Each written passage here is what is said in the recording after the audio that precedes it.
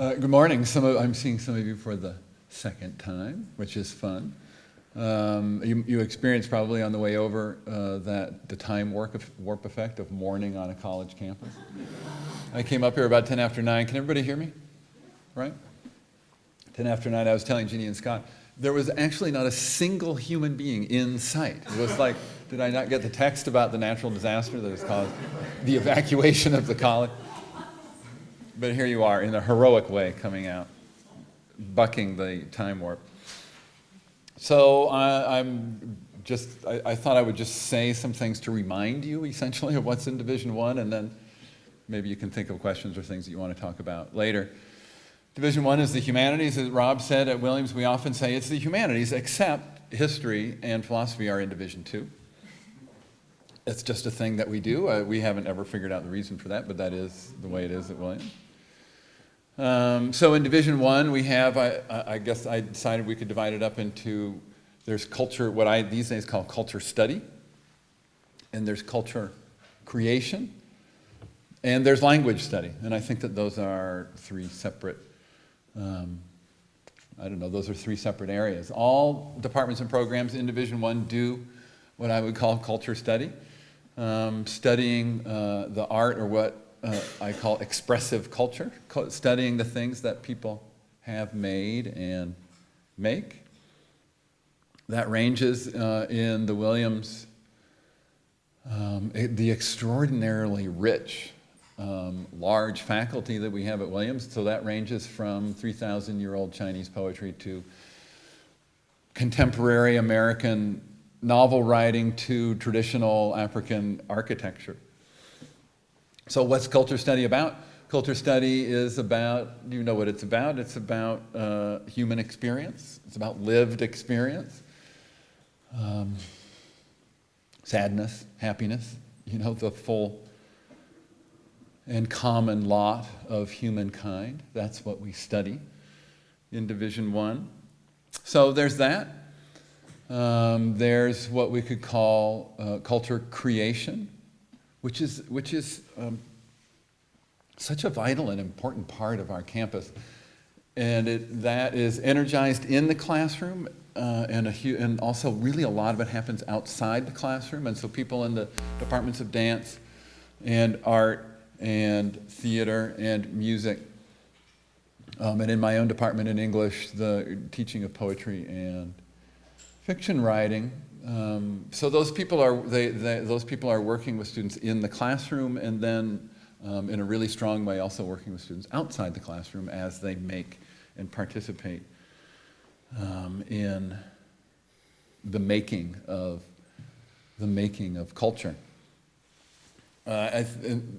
In that world, I think that what happens in that world, so you have the parts of culture creation, which are the perfection of what amount to solitary skills, painting and making music, for instance. And then this other, what I think of as just such an important part of college life, what's the right word for it? The teamwork that's involved, the working with other people that is involved in making music in some areas, and especially in theater and dance. A powerful and important part of many students' lives. So culture study, sadness and happiness, and then culture creation, helping other people think about their sadness and happiness. So there's those areas. And then there's language study. Language study is another thing that, this is the kind of thing that I would say. I used to, when I was dean of faculty, I used to say positive things about the college all the time, and I would always preface it by, I know this is the kind of thing that I would say, because it's my job, but I totally believe it. So language study is something that we do exceptionally well at Williams. Our Chinese and Japanese departments are famous for their ability to produce students with a level of proficiency which goes quite a bit beyond what is normally created in American students studying those languages that are quite difficult for English speakers to absorb. So we do a lot of different languages. We do the usual European languages. We have, over the last 10 years, worked hard and successfully at creating an Arabic language study department. And so, you know, that in Division I, language study is that unusual thing. That's a skill, and you can get a job because you learned that skill. And I have had many students who, doing the liberal arts education, having a lot of different things that they can do, they had exciting and interesting opportunities because they had also acquired a high level of proficiency in some language other than English. And it's also, of course, learning another language is an especially intimate and powerful way of getting to understand and participate in the lives and world of people who are not part of the culture that you grew up in. So that's what we do in Division I. What do our graduates go on to do? My own students go on to do all the things that people do. I assume that's true for Scott and Jeannie also, but I think it's especially true for my students. In the world of Williams College, there are students of Jeannie's that are also my students. So they go on to be lawyers and doctors, they go into finance.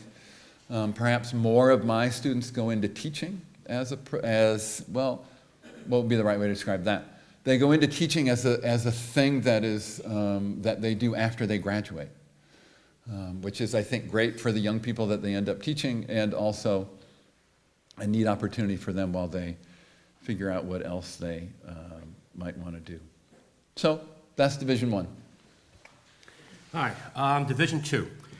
We basically do the same thing as Peter described. We just put it in historical context. So your happiness and sadness is related to things that happened before, you know, and you're just a part of that legacy. Yeah. So in the history department, you know, we teach the world. We're a large department for a small college. There's about 25 of us on faculty in the history department, though we're not all here at the same time. English department's about the same size. Yep. So, right?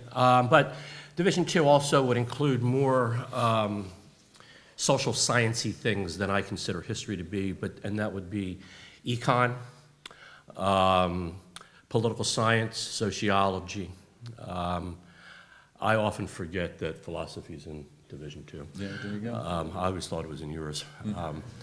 You know, some of psychology is in Division II, and some of it is in Division III, right? Depending on how close to the brain they actually get, rather than the emotions of things. And, you know, so I would just say that, you know, just to piggyback on Peter's last comment about what our graduates in Division II do, and I can only speak for the history department. We send a lot of people to law school, to med school, to Wall Street, Teach for America. We unfortunately have a system in this country where unless you have a teaching certificate or a certification in teaching, it's very difficult to go into a public school right out of Williams to teach. So a lot of our people who go into teaching tend to be athletes who can get jobs at a private school teaching history and coaching soccer, right? I think it would be, you know, I've always wanted some sort of program here that would enable non-athletes to be able to get those jobs as well, but those jobs, they're often looking for someone who can do both, right?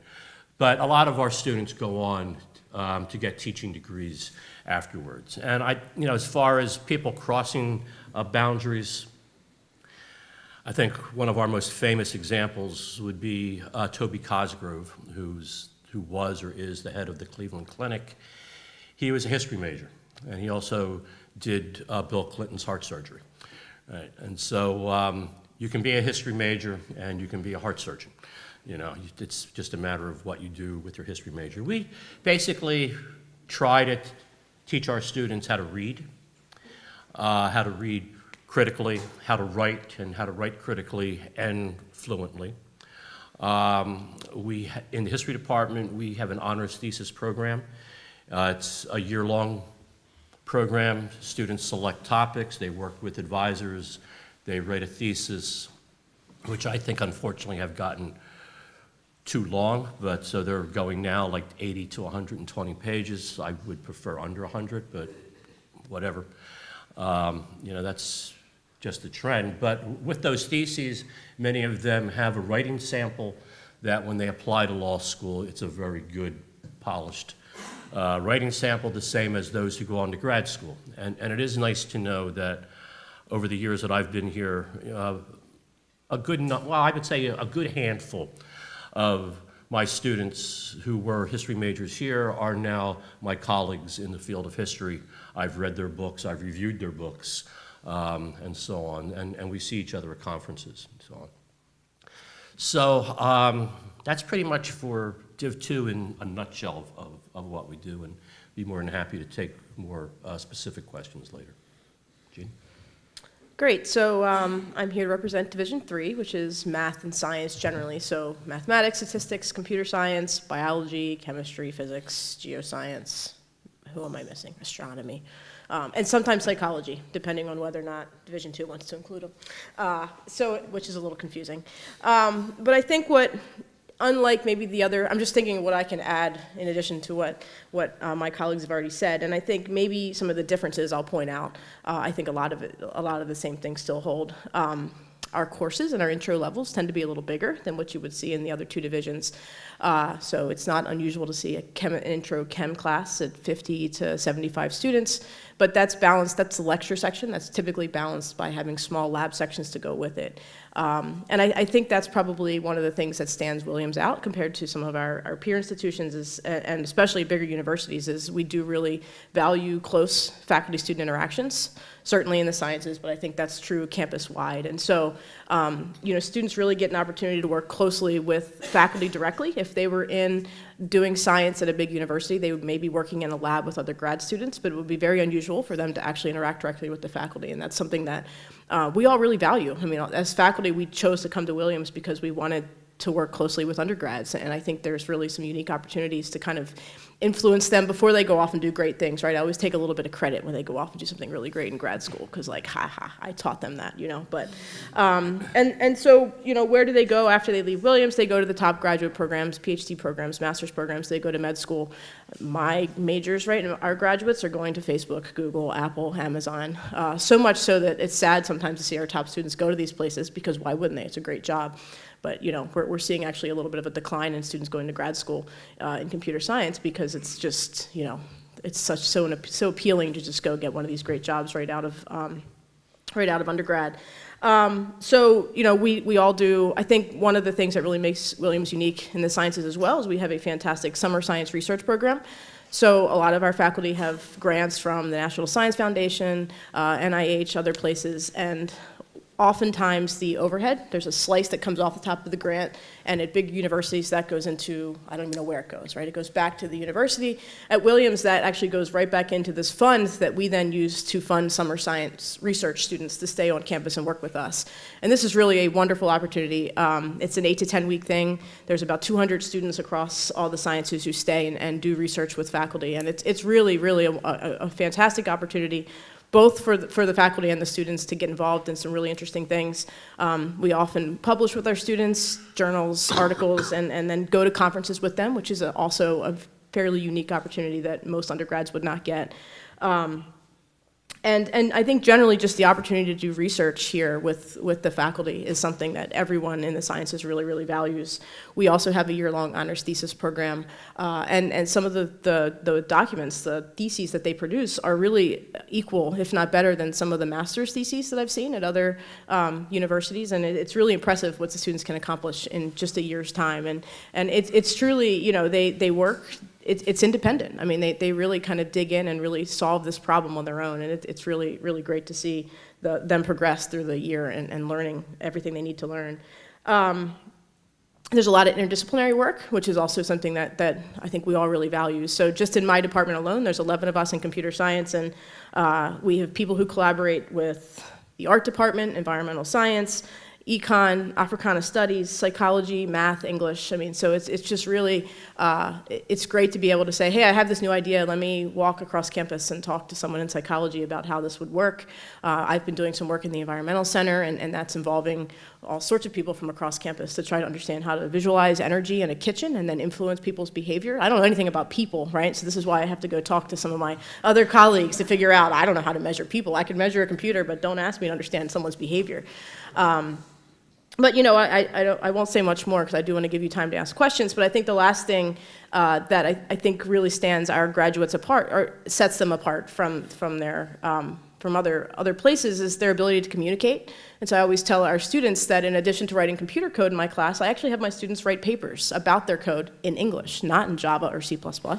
And this is something that they often grumble about, but it's something that really it stands them, you know, it makes them stand out, because not only can they write good code, which I think we do a pretty good job of preparing them technically, but they also can communicate both on paper. They know how to write, they know how to talk about what they did in a language that is more universal than a programming language. And this is true for, they give oral presentations, and I mean, time and time again, we have alums go off to these places and come back, and you know, their employers, you know, send us more Williams grads, and the reason is because they're team players. They know how to communicate, they know how to interact with others, and I think this is just, they can't graduate from Williams and not have that skill. It's sort of, you know, the nature of the liberal arts and sort of what we all value. And I think that's probably what, you know, makes it so enjoyable for us too, is to kind of see them building these skills and learning how to apply some of the things that they're learning about, you know, people and cultures and these sorts of things, but also applying those into a scientific setting, which is really fun. Yeah, so I guess now we open it up for questions. So what can we tell you? Doesn't have to be specific, just want to talk about something, doesn't have to be aimed at a particular person. Yeah. Yeah. I'd like to ask about the tutorial system, and generally how it's structured, but also how a student would go about particularly being admitted to a tutorial, and then also what role do the tutorials play in the Oxford program, preparation for the Oxford program? I can make a start on that. So the tutorial program was founded at Williams in the late 80s. Rob wants you to repeat the question. Right. Yeah. Well, I get, you don't have, well, there's a microphone there, but, so I'll summarize the question, which is, what about the tutorial program? So founded in the mid-'80s, and we have, over time, added to the number of tutorials. So now it's something like between 60 and 70 are offered at the college each year. The way they work, it's a modified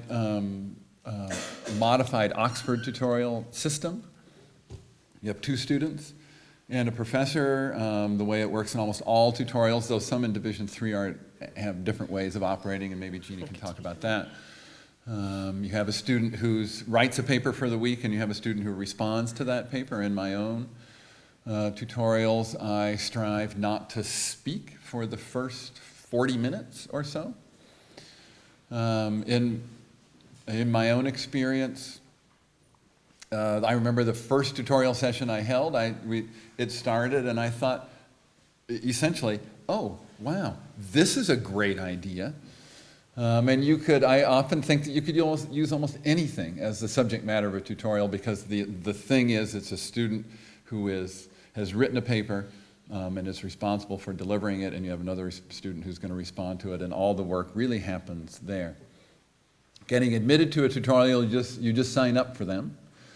Some are popular, some have open spaces in them, so it can be less or more difficult to get in depending on the tutorial. They are small, they're limited to 10 people. So persistence is an important part of being admitted. There's something after, oh, the Oxford program. At Oxford, our students participate in Oxford tutorials, which are just built slightly differently. So I think of the Williams tutorial, that's a Williams program, and so not necessarily related to what students might do at Oxford, though it derives from it. If one wants to go to the Oxford program, are the tutorials, in a sense, necessary as preparation? No, not at all. Preferred? No, not at all. I would call them, they're Williams courses, and they're like other Williams courses. I don't know if Just to fill in a little bit about what a tutorial might look like in the sciences. So we do actually have some, I teach a 100 level tutorial that is actually designed just like this. It's called the Socio-Techno Web. We read articles about, the privacy implications of many web technologies, Facebook. There's all sorts of good material out there right now with all the crap that's going on in the world. But, we read and we have one student writes sort of a position paper on it, and then I actually require the other student to refute it, even if they don't agree with the stance they're taking, and then we discuss it. And I usually try to provide some technical background about the underlying technologies to help them understand exactly how does the internet work? Why is this even possible? That's a little bit unusual because most of our tutorials, that's the only lower level tutorial, at least my department has. Most of them are at the 300 and 400 level, and there it's pairs of students who are working through really kind of meaty research papers sometimes. Sometimes it could be a chapter in a textbook, and they basically work together to work through the problems, and then they kind of present the work to the faculty member, and the faculty has a chance to, help them understand parts that they may not be following. Many of our tutorials have a project component, so in addition to the weekly papers, they're also working on sort of a semester-long coding project of some sort, and at the end they present it in some capacity. And I think it varies a little bit too, they're a lot more specialized depending on what the tutorial is in. I'm sure in biology and chemistry they have upper level tutorials as well. Ours are always very full, so it's usually seniority, and we try to take into account who has not taken a tutorial before when we make the choices. We've actually opened up a second section of a few tutorials recently to try to afford give more students the opportunity to get through it, but it is limiting. I mean, we could have 25 to 30 students in the course if it wasn't a tutorial, and only 10 when you're kind of capped at that level. And so we try to offer 2 every semester to try to, and we do encourage all students to at least try to take 1. I do think it's a very rewarding experience. I think one of the big differences in tutorials here as opposed to Oxford or other places in the British system is that we assign the readings, right? You read this book, you argue for it, against it, and then the partner responds to it. In the British system, you are given a list of books, and the student has to figure out which are the important texts to read, where we actually sort of give them that first step. I no longer teach tutorials, to be honest with you. If you have a full tutorial that's 5 meetings a week with the 2 students, I learned, or at least I came to feel, after the 3rd meeting, the next 2 were probably going to sound the same because they're both responding, they're all responding to the same readings. And the students pretty much react to them in fairly similar ways. At least that was my experience. So I stopped teaching. There was a hand back there, I remember. Yes. Can you talk more about the summer science and for a first year who might want to do it but has no prior research experience from high school? Is there a structure to present to first years opportunities, or do they have to go and find a professor and talk to them on their own? Sure, so the question is about the summer science research program and how a first-year student might be able to participate. And so I have hired at least 4 over the time that I've been here, students who were just rising sophomores or more common rising juniors. And specifically in computer science right now, it's more common for us to take some of the younger, less experienced students because honestly, the older ones are getting internships at Google and Facebook. So, if we want to work with students, which we all do, we kind of are figuring out how to shift our research so that it is more accessible to students who may not have as many, have not taken as many upper level courses.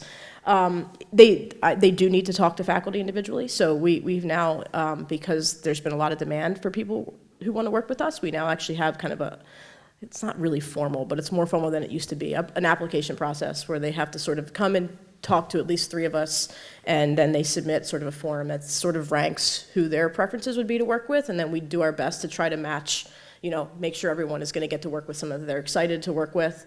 I think that I don't know how common it is in, say, chemistry and biology.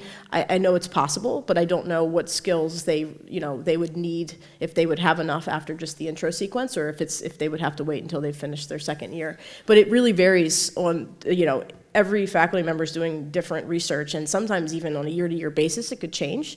So I think, it's really important for the students to talk to the faculty and see. And in many cases, you can figure out a way to get a really motivated and ambitious students. I mean, some of my best students have been the kind of less experienced ones because they're willing to work hard and it's so rewarding for them and it's very rewarding for me. And frankly, I get to work with them for a couple of years, right? So if they do well in there and it's a good fit, then I can actually continue to work with them either through an independent study, or we actually have research positions during the semester that are paid, not much, but they pay a little bit. And so, one of my best favorite students, who's now at Google, graduated in 2015, started as a rising sophomore, as a summer student with me, worked again with me the following summer, and then did a thesis with me. And by the time she graduated, I had sort of 2.5, 3 solid years of work with her, and it was great. Like it was fantastic. And so I'd say it's probably less common to get one of these summer research positions if you've only finished your first year, but it's absolutely not unheard of. And the best way to go about that is just to talk to the faculty members and see. Some research is going to be more accessible than others. I actually have 2 questions, but the research opportunities, what about the other divisions? Do you have research opportunities as well? Or it seems like math and science, like there's always something Right. like science, so exciting in the summer, but what about humanities and So the question is about research opportunities in Divisions 1 and 2?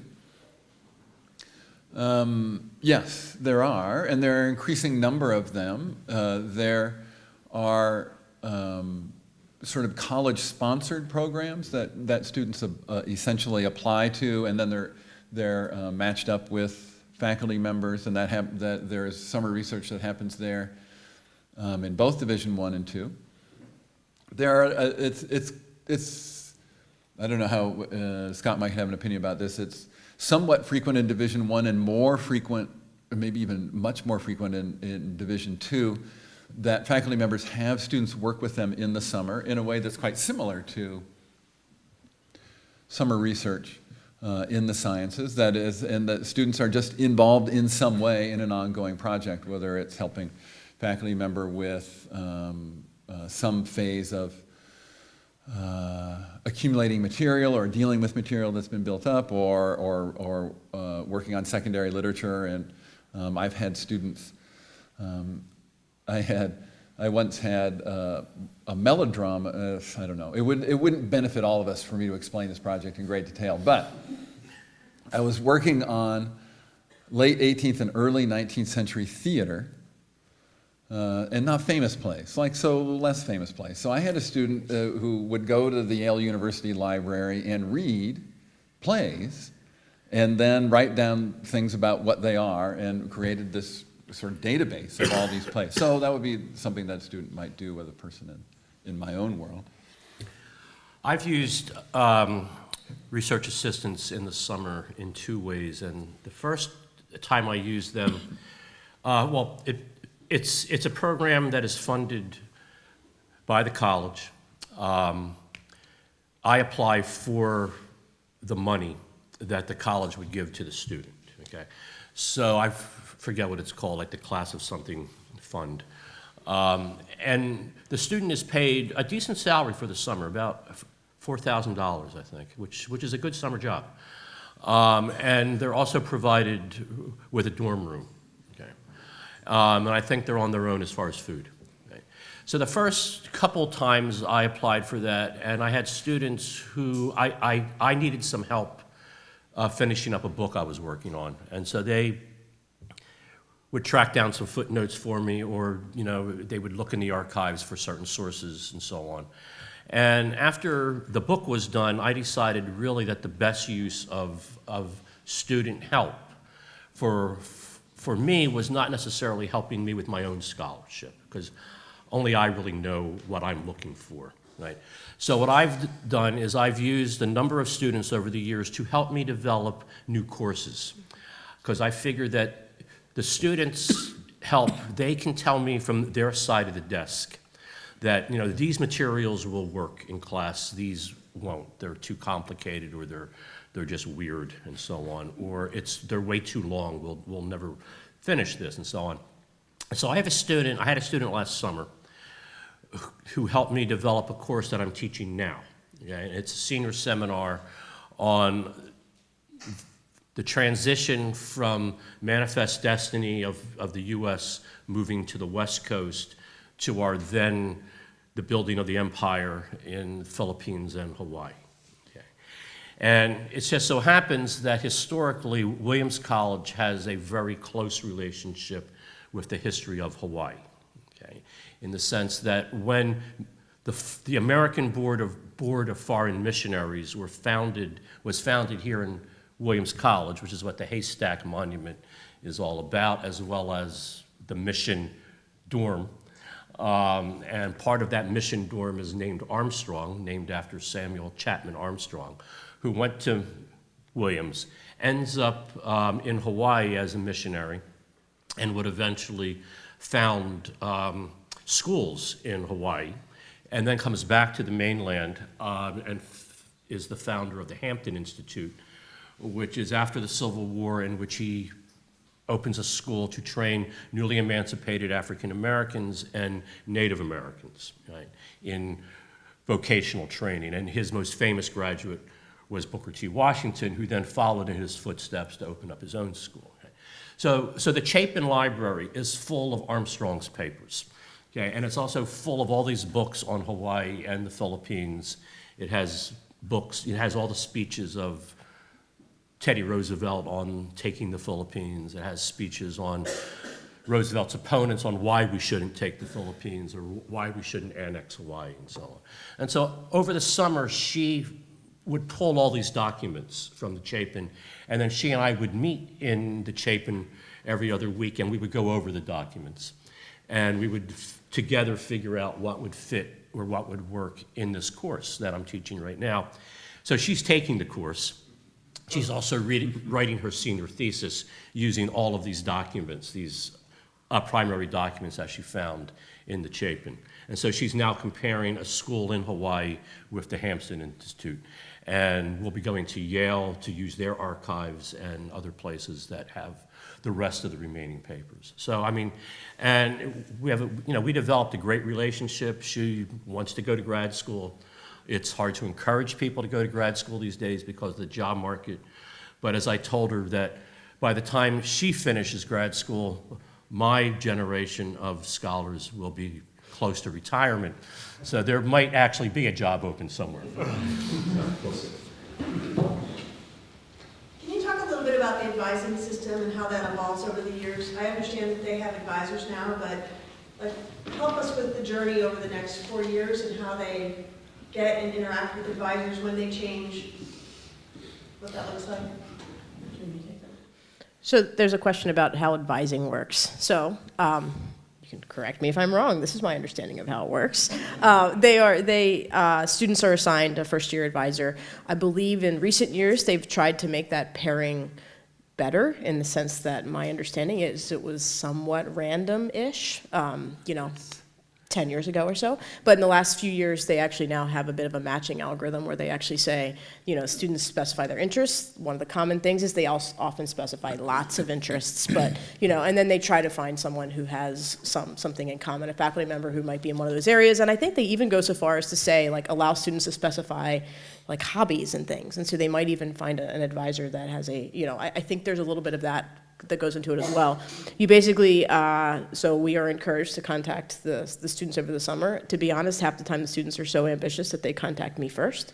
And then you basically work through, just make sure they understand what courses they should be signing up for. And then you meet with them periodically during the first year. And then into the second year as well, unless they choose to switch their advisor, you still work with that same, who you were assigned as coming in.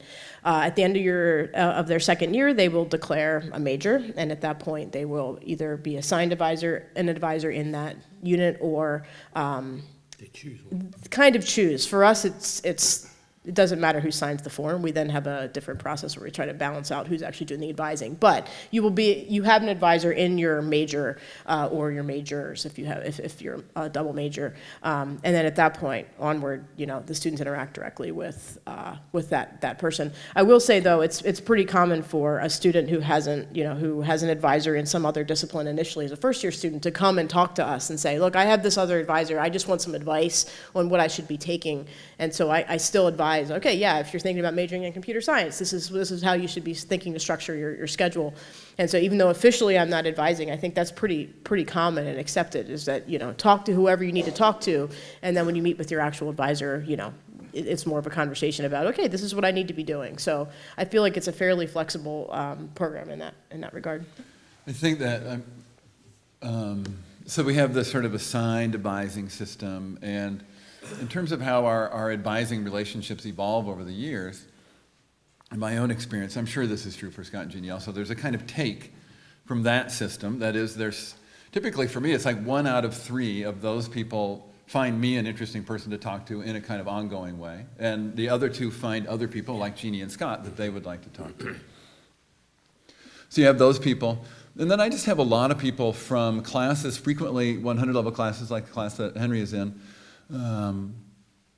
who I get to know, and those people, that can frequently be a full 4-year relationship, even if they're not taking further classes with me. They will just stop by, or they will just develop the habit of talking about what classes they're going to take and so on. So you have these advisees that derive from the official system, and then you have this group of people who derive from various other ways that you meet students, either through classes or other ways, and you carry those along. And I think each of us has a kind of group of people that we work with that is constructed sort of in those ways.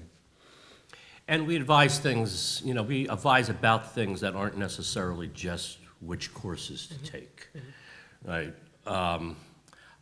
We all have first-year advisees, and I explain to them that at the end of the second week of classes, when you're pretty much in, these are the classes you're taking, right? You need to get all of your syllabi out and look at them together, because you're going to see that things are going to be due about the same time, because it's just the pace of the semester. And for a lot of students, they've never done that. They've never kept a date book or anything. Now they just have their phones, right? But I tell them, write down enter into your phone when your papers or your lab reports or whatever are due for each of your classes, because they're all going to bunch up on you. A lot of people come to Williams wanting to be a double major, which I always advised against. It doesn't, I tell them, if you're really interested in history and political science, why don't you choose one of them and just major in history or just major in political science, and then take as many of the other courses as you can. Because on average, you take 32 courses here at Williams, right? If you double, and most majors are 9-course majors. So that's 18 courses right there out of your 32 if you double major. I always tell all of my first-year advisees, whether you like math or not, whether you're good at math or not, take at least 1 course here in college-level math. And I use myself as an example. I didn't take any math in college because I didn't have to. And I came to regret that when my daughter was in like the 8th grade and I could no longer help her with her math homework because there was no numbers on the page, I was embarrassed, but but it's true, because I didn't take any math in 20-some years, right? I mean, more than that, 30, 50 years maybe. But anyway, so I just tell them little advice like that as well, and then there's just some things that maybe you didn't tell them, that you should buy gloves and things, right? And so when they come into your office and they're rubbing their hands and they're red, I said, you might want to go across the street and buy a pair of gloves, and so on. And then one of them wrote on his hand, "Buy gloves." So yeah. Yes, sir. So one of you alluded to interdisciplinary efforts. So I was wondering, in the higher level courses, do we have interdisciplinary teachers teaching? Courses in which, for example, a course in philosophy where a computer science professor actually demonstrates techniques that can be applied. That's how the world is moving on. Most of the things is data-driven. And I was wondering whether you have things like that, or a philosophy course with a maths component. Do we have that? Yeah. So there's a question about interdisciplinary courses and if they actually sort of cross divisions and if there's multiple instructors involved, more or less, right? Is that a pretty good summary? So that happens. I wouldn't say it's common. I think we have sort of one or two courses in our catalog of courses that we sometimes offer that have that piece to it. In fact, one of them, I believe, is cross-listed and has 3 faculty involved, and I believe it is an art faculty member, an English faculty member, and a computer scientist. And I honestly, media technologies and how it affects society, do you have any idea this was the thing that Morgan McGuire and Sean Rosenheim were doing? It's a pretty good summary. I don't know That's what it beyond was. that, but it was very popular because, for students trying to fulfill divisional requirements, they could literally get any divisional credit out of that course. And it's not clear if they actually could have gotten all 3. Like, I'm not even sure how double counting works from but, so it does happen. I think it's more common in, you'd see, certainly, like, we have a computational biology course that is a biologist and a computer scientist, so I think it's probably a little more common to see that kind of interaction within the same division. But it's not unheard of. We do have a philosophy class where there's some overlap between computer science and philosophy, a logic-based type of thing. And I think more often a lot of those relationships are more informal. They're not officially in the context of a course where you have 2 instructors, but you might have, the 2 instructors collaborating and faculty members collaborating outside, and then maybe it turns into more of a research project. But those courses do exist, so that does happen. And I would, as you say, that's the way the world is going. So one of the things that's happening is that younger faculty have been trained in that way. So you have classes that are interdisciplinary, but in essence, they don't need 2 faculty members. You have a faculty member who's been trained in a relative, and that's I think true across all 3 divisions.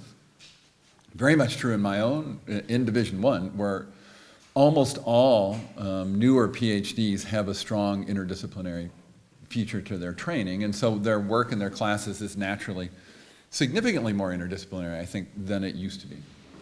Yes, sir. Yes, I just wanted to ask a question along the lines of advising that you addressed before.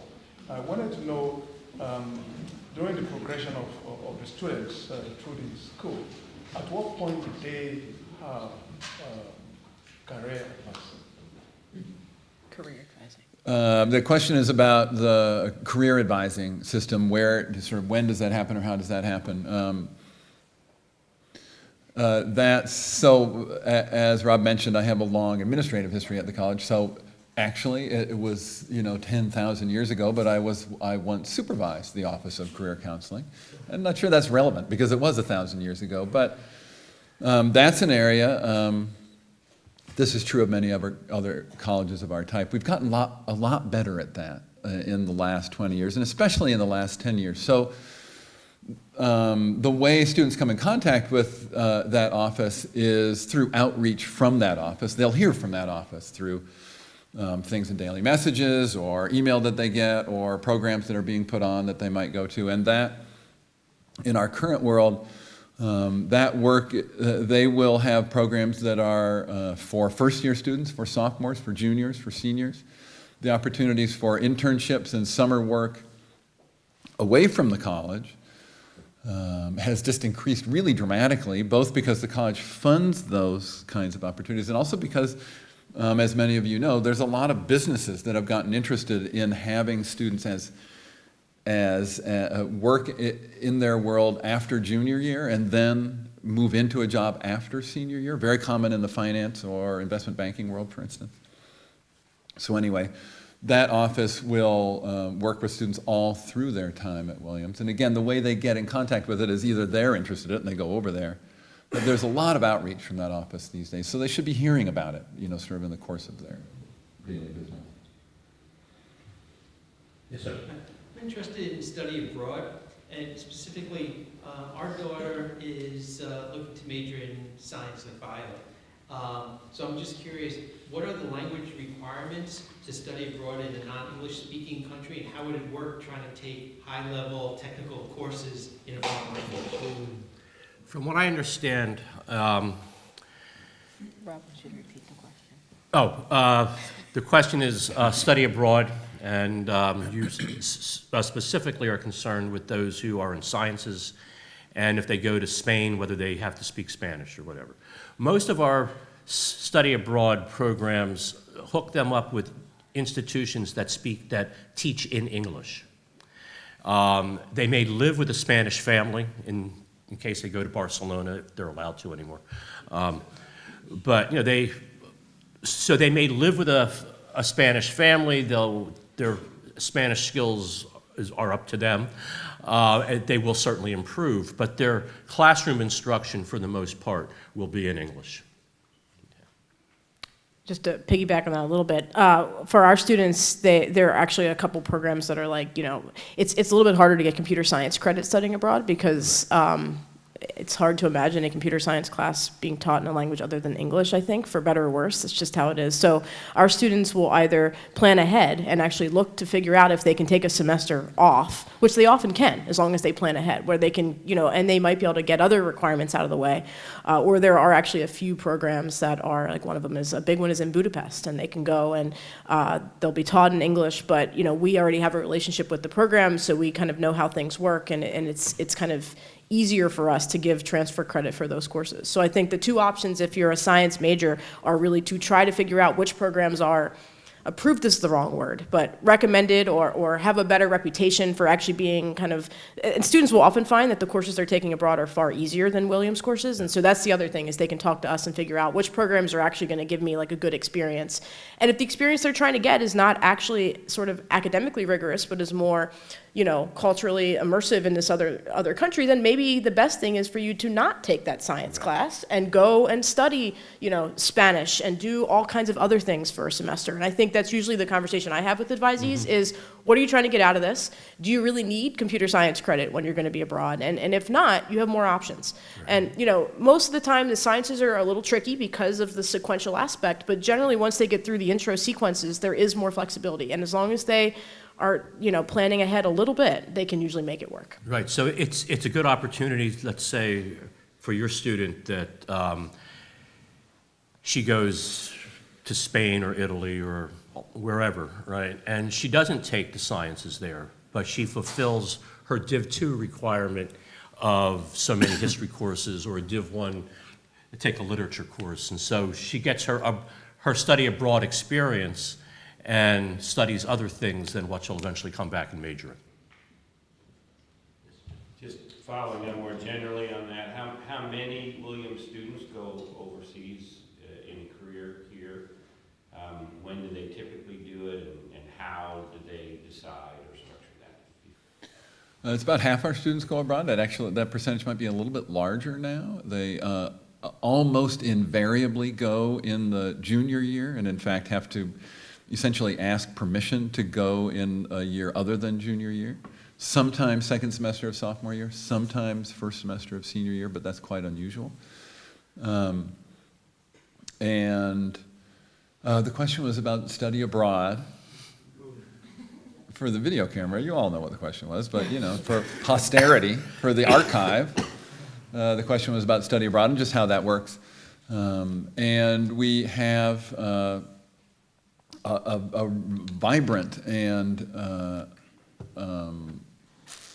really good office in Hopkins Hall, associated with the Dean of the College's office of a study away advisor, who the job of that person in some ways is to know about all of these programs and know whether they are good or not so good, and to be able to tell students to advise students about whether they should enroll in that program. So all those students will go through that advisor on their way to finding a study abroad program that's appropriate for them. And you can go for a semester or a whole year. So you have a lot of athletes who play fall sports there. They may go abroad in the spring. And you know, those who play baseball go away in the fall. I'm just using those two sports as examples. Can you talk a little bit about the mix of the faculty in terms of senior and junior faculty, and what support for pedagogy and teaching methods that there might be Well, I guess I used to be dean of faculty, so I guess I could start on that anyway. I've been saying this a lot, but I think it's true. I think it's true at a lot of other colleges also. We've gotten a lot better at it in the last 10, 15 years, much more focused on it. So maybe the basic thing to say is that we have, in the last 7 years, it started when I was dean of faculty, which is 3 years ago now, a program called First Three. So that's a program which is focused on helping our faculty members adjust to the Williams community, adjust to being a faculty member generally, and adjust to and figure out how to learn how to be a teacher in specific disciplines. That program has 3 senior faculty advisors associated with it, 1 from each division. They have weekly meetings. So at this point, that's a quite vibrant program, and I think is a good program. All the departments and programs then will also have ways of working with their own, with the new faculty members who are in their own administrative unit. Those are relatively highly developed at this point. That is, there's lots of things that you routinely do with them. There are mentoring programs. There are class visiting programs in my own department, for instance. So it's a pretty busy world, actually, in orienting new faculty. That's important for us because Scott has mentioned the possibility of retirement for people who are, older than us, certainly, way older than us, but, maybe not, I'm not retiring anytime soon, rest assured. We're hiring a ton of new faculty, and that's going to go on for the next 5 to 10 years. So our faculty is getting dramatically younger, so that's one of the reasons why we've developed these programs. But also, I think it's an exciting time at the college. Not that Scott and I are not exciting and interesting people, but that the bringing in of new training and new perspectives on the academic world is always an exciting time, and so that's going to be happening at Williams in the next 10 years or so. And as we become the same age as you all, or even older, I've noticed over the years that students relate to us differently. I'm no longer like the cool young professor. I'm the old guy. The cool old professor. Yeah. But they don't ask me the same kinds of personal questions that they did when I started. I think we have time for one more question. Yes, ma'am. Please elaborate a little bit about your grading, how you grade students. How do we grade students? Why don't you take that one, Scott? That's a hard one. Actually. That's a hard one, because I don't give tests for the most part. I prefer papers. I try to give them as much guidance as I can. I give them a lot of time to come see me. I do things, I don't do things that some of my colleagues do, is so that if they have a paper, like I usually assign, let's say, 2 short essays, 5 to 7 page essays in the course of the semester with a final paper, depending on the level of the course, anywhere from 10 to 15 pages. Final paper in a senior seminar is 20 to 25. Okay. That's senior seminar also would entail a response paper to the reading every week, which is not graded, but I read and comment back on it. They have to, just recently they turned in the proposal for their final project. Then they will have to give me an annotated bibliography next month as to the sources that they have found. I will admit, grading papers is fairly subjective, right? I mean, I will work my best with students. Some students write better than others. Some students come here with better research skills than others. Some students are very good at coming to us and asking for help on how do I do research, how do I do this. Those students who ask for help tend to get better grades, okay? For professors who give tests, then the grading is somewhat easier. And when I say easier, if you get 7 out of 10, you get a certain percentage, right? And so on. And I don't do that, so, I just handed back papers yesterday, right? And my lowest grade was a C. And a C on a first paper here at Williams is usually a bit shocking for that student, okay? And even before I got back to my office, I had an email waiting for me asking whether he could rewrite the paper to get a better grade, and I wrote him back and I said no. I said if I do that, then I have to offer the other 19 students a chance to rewrite their paper because the A- student may be dissatisfied with her A- and want an A, you know. So I said, but if you come to me earlier next time, you know, we can find you a better topic. But this particular student never visited me, never, I don't think, was listening to when I was going over what a good paper should entail. So I think we all grade differently. That's really all I can say. I also consider myself an easy grader. The only thing I would add to that is my world works a lot like Scott's does. I try to get them a grade early in the semester. Yeah. Just find some way. I also, like Scott, I have a lot of informal assignments that are not graded. I try to get a lot of writing out of my students, both in graded ways and ungraded ways. But especially for first-year students, they need to get oriented to what it's like to get a grade, what the grades are. And so I just feel like it's a responsibility to get an assignment out early and get that graded early and get it back to them. And then you start this process that Scott is talking about, that people will come and talk to you about it, and you can help them get oriented to what that work is like. I guess the only thing I would add is we do have much more binary grading. Things are right or they are wrong in the sciences, problem sets, tests. And we try to give, I mean, even in the second week of the semester, the students are getting stuff back from us. And I think, you know, the biggest thing we try to do is let them know it's just one assignment. You know, there's a very structured, on the syllabus, it says what percentage is going to be this and what percentage is going to be that. And so if the student get back a bad grade in the first week or two, it's not the end of the world. Let's figure out what went wrong and how to address it.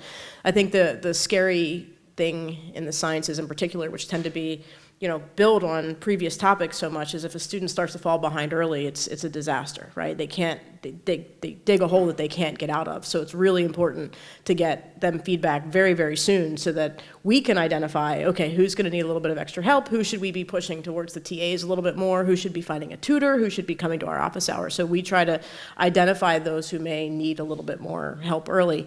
And I guess the other thing I will add too is that grade inflation is a concern across the country, not just at Williams. And so at least in my department too, we try to adhere a little bit to some guidelines about what sort of the average highest, what is it, the mean average, what is the word they always send out? The average grade, what should the course, you know, if you average all the grades at the end of the semester, what should the GPA actually look like? And we try to have kind of a rough, this is kind of what your target, for lack of a better word, is, and that helps us be consistent across semesters and across different faculties so that no matter who they're taking Intro to Computer Science with, there's at least some consistency there with what a B means, right? You know, and so that way, grades don't always send a message, but if you're struggling in the intro course and getting a C or a C minus, and that you know, it happens. Sometimes people just don't get computer science. Then at least that's an indication, no matter who you had computer science with, that perhaps taking the second, you know what you're getting into if you sign up for the second half of the sequence, right? The intro sequence. So,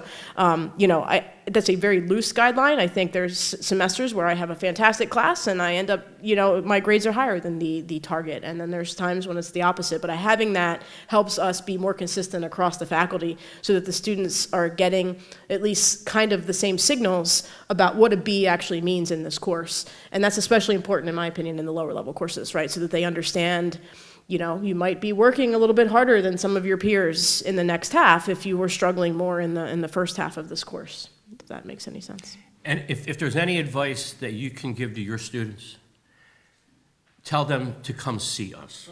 We have office hours, right? I mean, I set aside at least 3 hours a week in which my door is open. I hope students come see me.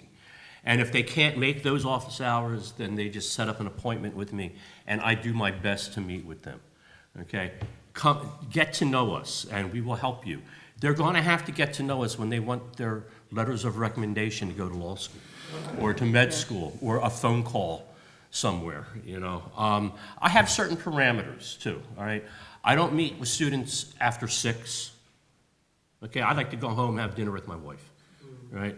I tend to not meet with students on the weekends, okay? Because I got chores to do and my own work to do, right? And my dog to walk and whatever, you know?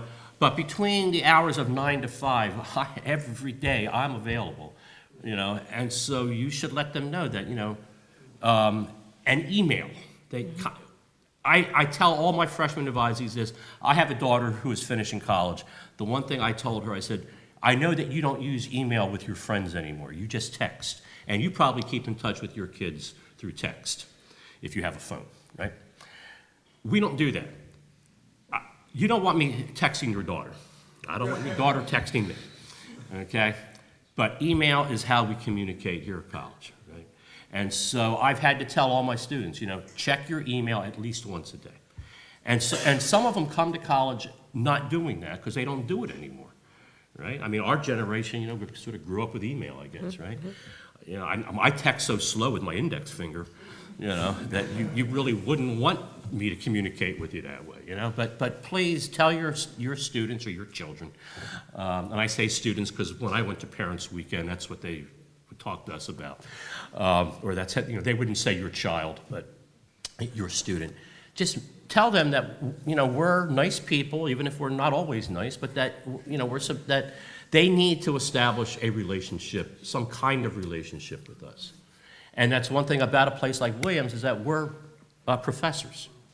We're not graduate students.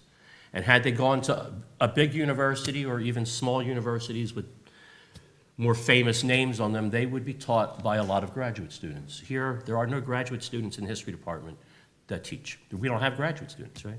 So they get professors who research, who publish, who are active nationally and so internationally. But they should come and get to know us as people, too. And we try our best to get to know them.